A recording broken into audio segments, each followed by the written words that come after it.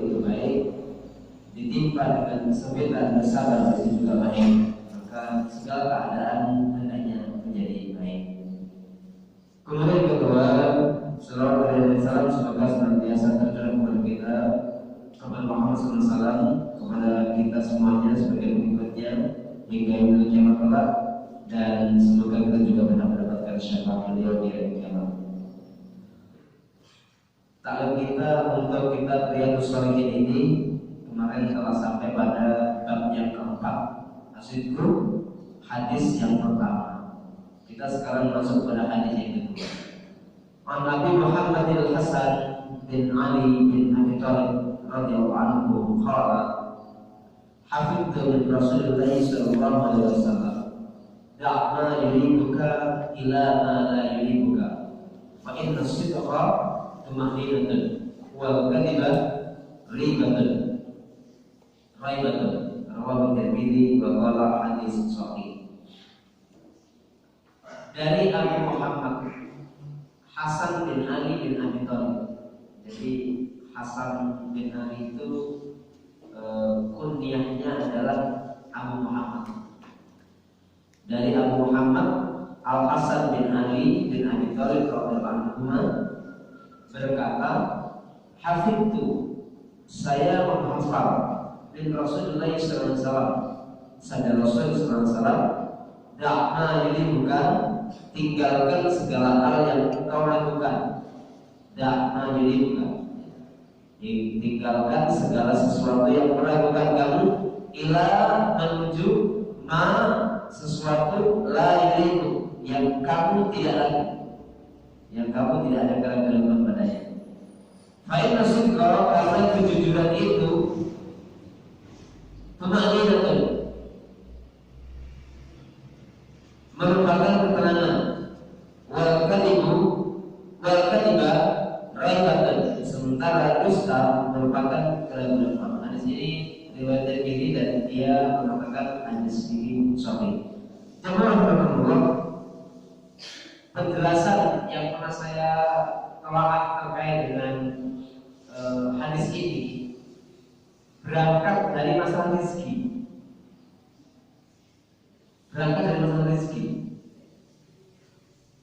Jadi ketika rezeki itu meragukan kita akan kehalalannya, berarti masuk dalam ranah syubhat, maka Rasulullah SAW, saudara Rasul yang dihafal oleh Hasan bin Ali ini untuk ditinggalkan, meragukan ya. Sungguh dalam perkara-perkara muamalah kita ini, kalau mau jujur, banyak perkara-perkara yang harusnya kita lebih baik menghindari. Ya. Dalam perkara-perkara ini banyak yang harusnya lebih baik kita menghindari. Kita mengatakan haram murni juga tidak bisa. Kita menyatakan halal murni juga tidak bisa. Tapi kita mengatakan halal 100% itu juga nggak yakin. Maka posisi yang seperti ini sebagusnya kita betul-betul meninggalkan. Kalau mungkin kita tidak bisa meninggalkan karena perkara-perkara tertentu, paling tidak sesuatu yang bisa kita lakukan dengan semaksimal mungkin untuk tidak mengkonsumsinya dalam arti mungkin makan, pakaian. Itu sesuatu hal yang sangat mungkin kita tidak bisa menghindari. Tapi apa yang jelas-jelas ya, yang jelas-jelas haram ya, tentu kehalalannya bagi kita itu ketika hanya masalah darurat, model kayak bangkai, daging babi, apa namanya, air kotor atau seperti itu. Nyatanya haramnya, tetapi bisa menjadi boleh kita konsumsi apabila betul-betul kita dalam keadaan darurat. Yang daruratnya artinya adalah kalau tidak makan itu mati, sementara kehidupan kita masih berbaik, sementara kehidupan kita masih banyak bermanfaat atau penting bagi orang yang lain pula, bukan hanya pada diri kita sendiri. Maka posisi yang seperti itu membolehkan seseorang untuk mengkonsumsi yang haram. Kalau tidak, maka teringat dengan hadis Rasul ini, dan mayuribuka ila ma la yuribuka, tinggalkan sesuatu yang meragukan kamu menuju yang tidak meragukan kamu. Karena ini testimoni kawan-kawan yang melepaskan diri, berupaya melepaskan diri betul dari perkara namanya subhat terkait dengan rezeki.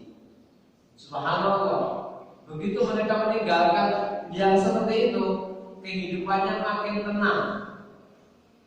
Ketenangan Bapak Ibu rahmatullah itu nggak bisa dibeli dengan rupiah, nggak bisa dibeli dengan dolar, nggak bisa dibeli dengan uang maksudnya.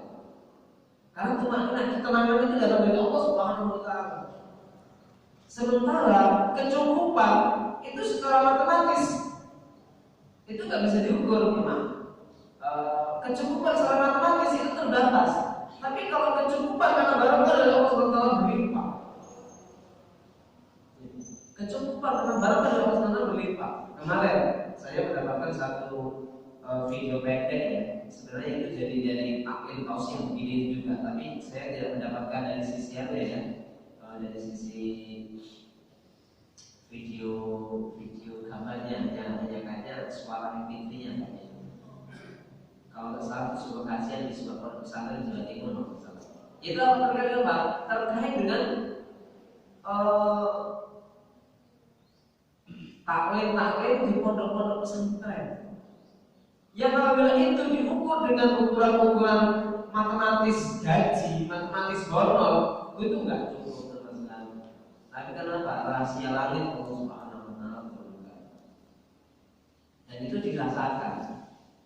Kalau ada, saya mau meminjam istilahnya dari Said Qutb, itu apa? La ya'rifuha illa man taqaha.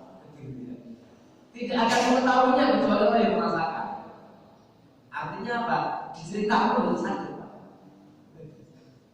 Nggak bisa dituliskan dengan kata-kata.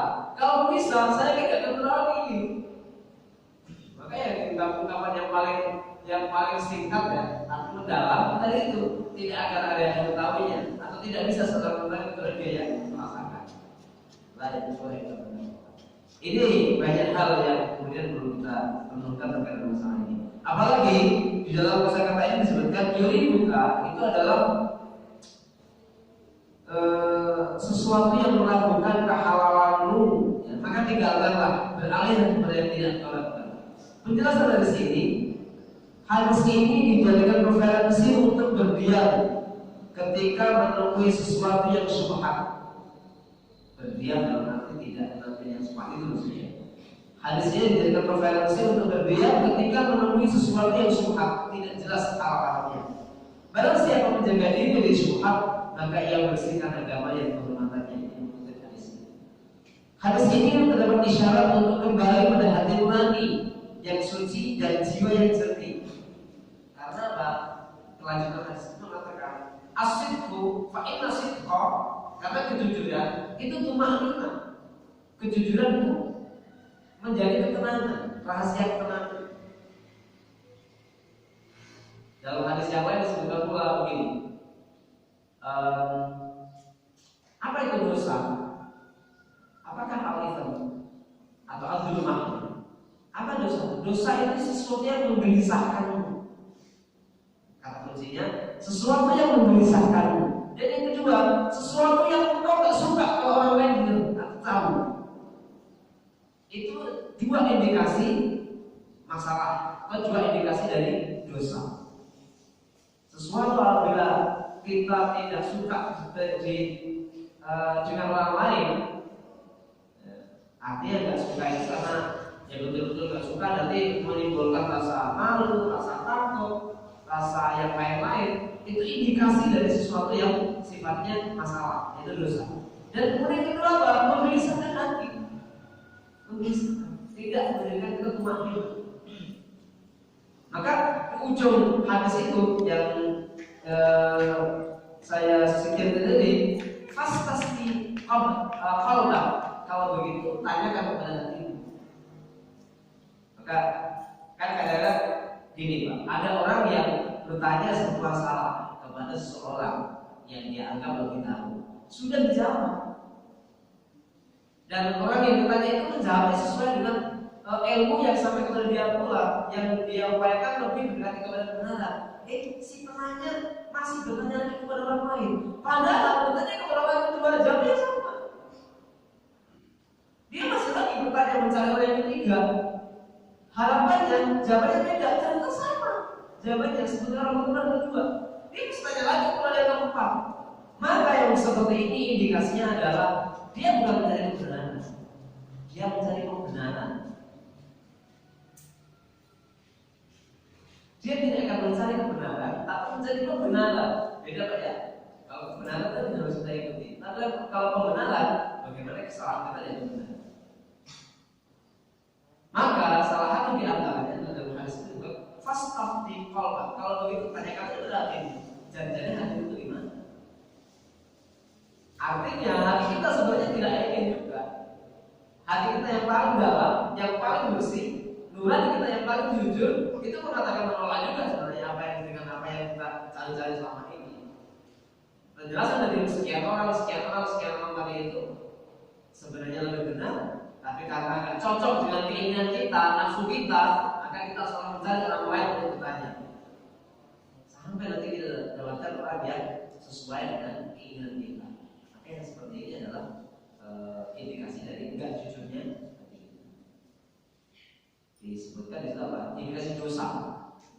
Dosa itu adalah sesuatu yang menggelisahkanmu dan sesuatu yang kamu nggak suka kalau orang lain mendengarnya atau mengetahuinya. Baik.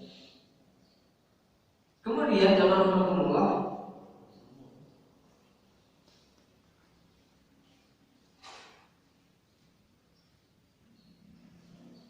termasuk di dalam berangkat dari hadis ini pula, walaupun ini bukan asal dulunya ya, tapi terkait dengan apa? Terkait dengan pengembangannya.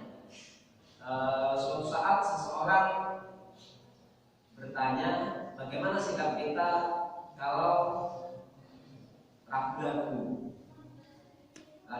terkait dengan apa? Terkait dengan bilangan rakaat sholat. Memang ada hadis yang lain.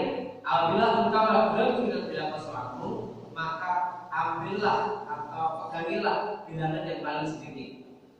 Itu hadis yang secara khusus membincangkan masalah itu ada. Jadi kamu merasa ragu sudah berapa?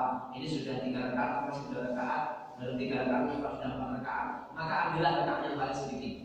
Karena itu yang paling selamat. Itu yang paling selamat. Karena apa? Yang yakin adalah 3 rakaat, 4-nya belum. Yang yakin itu 2 rakaat, 3-nya belum. Maka sama, tidak mayoritas bukan ialah mayoritas. Seperti itu pula ketika dibawa dengan masalah taharah yang saya sering menyampaikan juga. Kita sudah yakin wudu, cuma nggak yakin batal atau belum. Maka yang kita pegangi, kita mesti wudu. Sebaliknya, apabila kita yakin sudah pernah hadas, cuma lupa sudah wudu lagi itu belum ya, maka yang kita pegangi adalah kita masih belum punya wudu. Karena itulah yang yakin. Raibahnya, kalau yang pertama tadi, raibahnya sudah batal atau belum, maka itu yang kita tinggalkan. Caranya bagaimana? Memegangi kita masih punya wudu. Sementara kasus yang kedua, kita ragu sudah betul belum, maka yang kita pegangi adalah yang yakin, yaitu apa? Kita pernah hadas. Itu pengembangannya apa ya? Pengembangan dari itu. Dan kemudian juga segala urusan yang terkait dengan masalah-masalah yang bisa ditarik kepada hadis ini. Baik, itu hadis yang kedua terkait babul sidq dalam kitab Al-Usul ini. Hadis yang ketiga, An Abi Sufyan Sakhar bin Harb. Masih ingat Pak siapa Abu Sufyan kemarin? Kalau Hasan bin Ali ini jelas kita sejarahnya banyak yang kemudian dibesar-besarkan oleh orang Syiah ya, Hasan bin Ali. Tapi ada sedikit yang berbeda dengan Husain. Karena mereka itu kakak adik, ya. Saudara itu Hasan dan Husain. Tapi kenapa Husain lebih diagung-agungkan oleh orang Syiah? Karena ada sedikit perbedaan.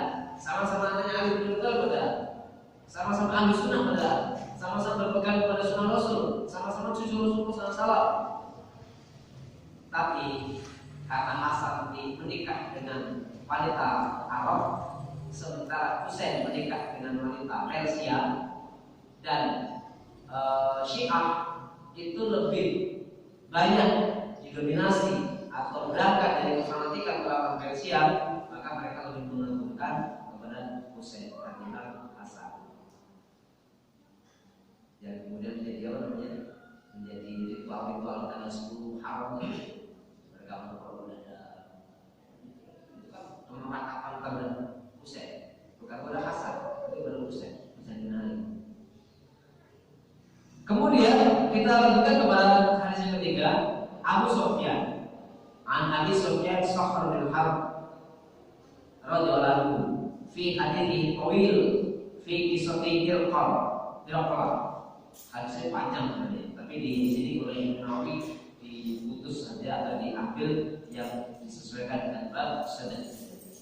Qala Hirqal, Rasulullah berkata, "Fama la ya'murukum?" Apa yang ia perintahkan kepada kalian? Yakni Nabi sallallahu alaihi wasallam, yang dimaksud dalam Nabi sallallahu alaihi wasallam.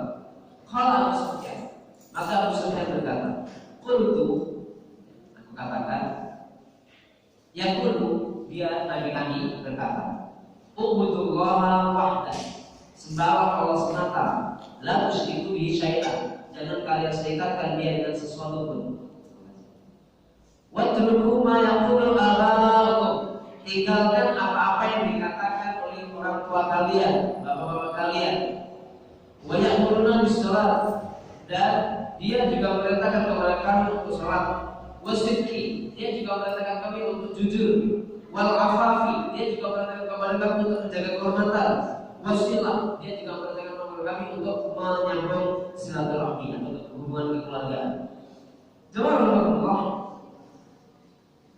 hadis ini yang diambil terkait dengan ujung hadisnya. Jadi suatu saat Abu Sufyan itu juga berkunjung ke Heraklius. Bukan Heraklius ya, Hercules. Menyampaikan dakwahnya atau menyampaikan apa yang diutuskannya. Dan ingat, Abu Sufyan sendiri masuk Islam itu ketika sudah akhir, ketika sudah Fathu Mekah. Abu Sufyan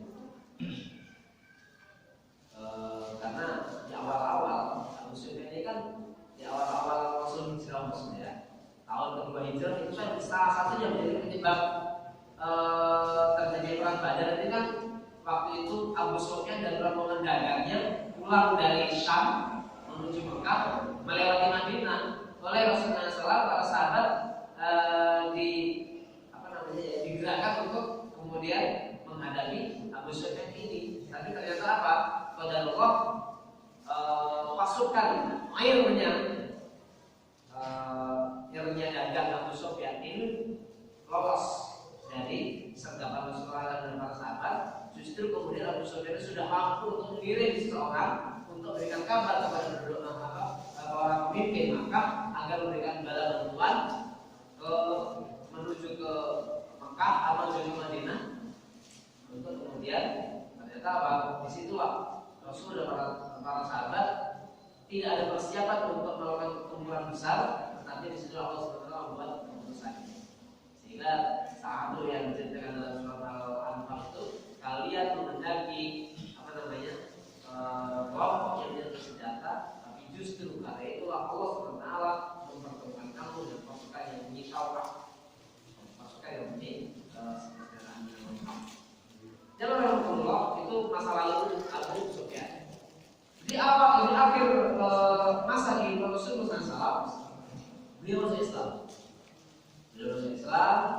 Dan kemudian ya seperti itulah. Hidayah itu kalau sudah masuk kepada seseorang itu mampu untuk mengubah keadaan dengan 180 derajat perbedaan. Jadi Abu Sufyan itu kemudian menjadi seorang yang kuat keislamannya pula, dan ya termasuk tokoh juga di dalam kaum muslimin, walaupun ketokohannya memang berbeda dengan model Abu Bakar, Umar, Utsman yang masuk ke dalam dulu. Bahkan ketokohan dalam Islam juga berbeda dengan Bilal yang mantan muda. Maka ada satu kisah sedikit yang cukup menggelikan dalam arti ini betul-betul bisa kita ambil sebuah hikmahnya. untuk majelis.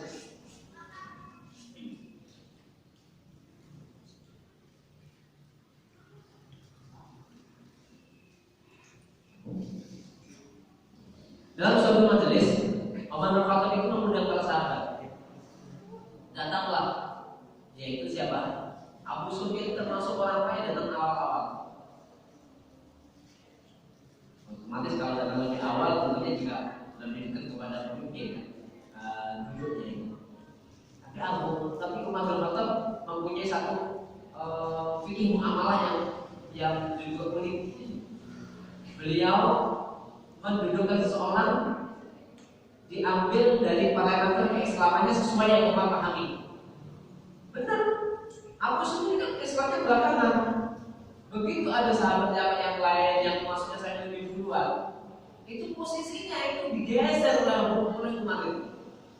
Sampai pada akhir pertemuan di masa-masa akhir begitu, atau di ketika sahabat sudah banyak ya. Ternyata apa? Yang dekat dengan umat itu justru Bilal, mantan budak. Abu Sufyan kemudian berhenti. Alhamdulillah. Di mantan budak punya posisi yang seperti itu, kita yang bangsa. Tapi Abu Sufyan kemudian diingatkan oleh sahabatnya lain, saya lupa siapa yang mengingatkan itu. Sama-sama saya belakang juga. Kalau masalah itu anaknya wali guru gitu apa ya. Jadi wahai Sufyan, janganlah iri, janganlah kayak gitu. Bersyukurlah kita Allah SWT memberikan petunjuk sehingga kita diselamatkan. Kita nggak akan bisa mengancani atau nyanyi orang itu nggak akan bisa. Mereka menjadi pembela Rasul di kala mereka lemah. Mereka menjadi pengikut Rasul di kala mereka dalam keadaan terhina, kemudian dimuliakan oleh Allah. Kita tidak akan bisa menyusul mereka. Begitu diungkap itu, fenomena itu atau ingatan itu, yang mana dulu Abu Sufyan itu juga termasuk orang-orang yang menghina sahabat Rasul yang awal-awal itu, bahkan juga mengintimidasi. Maka kemudian dia sadar dan beristighfar. Beristighfar, kemudian apa? Mengakui apa yang disampaikan oleh sahabatnya tadi. Dan kemudian meminta kepada sahabat-sahabatnya untuk memintakan doa keistiqomahan. Luar biasa ya. Satu sisi kan menjadi ini juga pengakuan ya. Walaupun memang Abu Sufyan juga menjadi tokoh di kalangan muslimin, karena hadis itu juga mengatakan begini. Itu apa? Khairukum fil jahiliyah, khairukum fil Islam ila faqih. Orang terbaik di antara kalian pada masa jahiliyahnya, dia juga menjadi orang yang terbaik di tengah-tengah kalian ketika dia masuk Islam. Ya, apa dalam hadis itu dikatakan tidak faqih kalau dia paham dengan Islam, maksudnya masuk Islam. Tapi tentunya Umar bin Khattab sendiri punya fikih yang berbeda, punya fikih muamalah yang berbeda, dan itu juga gak salah. Karena apa? Parameternya adalah keislaman. Parameternya keislaman. Sebagaimana orang yang berhak untuk menjadi imam, jika memang pemahaman ke Al-Qur'annya sama, maka dicari mana yang lebih paham sunnah. Kalau sama, dicari mana yang lebih dulu masuk Islam. Kalau sama, dicari siapa yang lebih sepuh. Di situ ternyata menjadi parameter. Jemaah Rasulullah, saya kembali ke sini. Abu Sufyan berkata, saya lalu jawab ketika yang Rasul bertanya kepada Abu Sufyan, apa yang ia perintahkan kepada kalian? Maksudnya apa yang diperintahkan Nabi kepada Muhammad kepada kalian? Maka Abu Sufyan berkata, saya lalu jawab. Beliau Rasul menyampaikan, sembahlah Allah yang Maha Esa, jangan menyekutukannya dengan sesuatu pun. Dan tinggalkanlah apa-apa yang dikatakan oleh nenek moyang kalian semua. Ketika apa yang disampaikan oleh orang tua itu sesuatu yang tidak berdasar. Dalam hal ini adalah jangan takut kalau seperti itu. Dan tinggalkanlah apa-apa. Ia juga perintahkan kita semuanya untuk melakukan sholat bersikap jujur, menahan diri dari keharaman dan menyambung hubungan kekeluargaan. Al-afaf diartikan di situ menahan diri dari yang haram ya. Kalau arti lain secara harfiah adalah menjaga kemuliaan, menjaga kehormatan. Bismillahirrahmanirrahim. Hadis ini menyitir juga jujur, asik. Jujur dijadikan satu poin penting yang oleh Rasulullah SAW disebutkan bahkan setelah sholat. Nah, oke, sholat jujur. Kalau kita lihat ternyata apa di sini terkait dengan apa tadi? Tauhid syirik itu dia. Kemudian terkait dengan watruku ma yaqulu amalukum, ini secara umum ya. Tinggalkan apa-apa yang dikatakan oleh Rasulullah kalian itu tidak ada petunjuknya. Kemudian yaqulu di sholat itu simbol ibadah. Dan kemudian tasyibbu itu kembali dalam perilaku hati. Kalau apa beda dari yang pertama? Kalau yang pertama yaitu terkait dengan tauhid syirik itu sifatnya ibadiyah. Tapi kalau tasyibbu itu sifatnya dengan akhlak, kejujuran yang nanti akan berimbas kepada perilaku. Makanya ketika seseorang itu hatinya sudah dipenuhi dengan kejujuran, subhanallah, perilakunya senantiasa ringan. Perilakunya senantiasa ringan. Karena yang akan dia jadikan sebagai patokan berbuat adalah kejujuran dia sendiri. Dan ini berat. Nah, asli itu dia tidak semua itu mudah diucapkan, tapi ternyata pelaksananya ya berat. Apa efeknya nanti bisa kemana-mana. Jujur termasuk di antara kemuliaan akhlak yang paling mulia. Jujur dicintai oleh Sang Pencipta dan para makhluk. Al-afaf ialah menahan diri dari keharaman dan hal yang merusak kehormatan. Termasuk di antaranya adalah terkait dengan masalah hadis itu sendiri. Itu hadis yang ketiga dan keempat. Hadis yang keempat dari Abu Thabit, wakil Abi Sa'id, wakil Abi Walid, Sahal bin Hunayf. Sahal ini termasuk dari apa namanya? Peserta perang Badar. Bapak Badariyun. Keistimewaan ahli Badar itu ya hampir ada kesamaan dengan keistimewaan Ashabul Awwalun. Kalau Ashabul Awwalun itu kaitannya dengan apa? Orang-orang yang pertama kali masuk Islam ketika mereka masih di Makkah dalam keadaan yaitu baru tertindas, lemah, nggak banyak pengikut, dihina, ditakut-takuti. Sementara kalau peserta perang Badar itu adalah mendapat keistimewaan yang luar biasa tadi itu di awal-awal Rasul hidup di Madinah, yaitu pada tahun kedua Hijriah. Artinya apa? 2 tahun sesudah Rasul hijrah ke Madinah. Dan itu dikatakan sebagai apa? Awal atau kunci pertama kali membuka kemenangan dalam Islam. Keistimewaan Ashabul Awwalun itu mereka orang-orang yang juga dijamin. Di antaranya adalah 10 orang yang dijamin jannah. Al-Ashraf Al-Wasirun ke jannah. Itu mencakup semua orang-orang yang Ashabul Awwalun tadi. Di antaranya Utsman. Nah, ini saya sengaja singgung Utsman. Kenapa? Karena Utsman bukan peserta perang Badar. Utsman bukan peserta perang Badar. Karena saat itu beliau memang ditugaskan oleh Rasulullah SAW untuk tinggal tetap di Madinah. Tapi ini mungkin kadang-kadang kita jarang mengetahui ya, karena bisa jadi jarang terkuat di sejarah. Tapi kalau kita baca dalam tarikhnya, insya Allah sampai itu Semarang sampai itu. Kalau kapan tarikh? Sebenarnya lupa. Coba?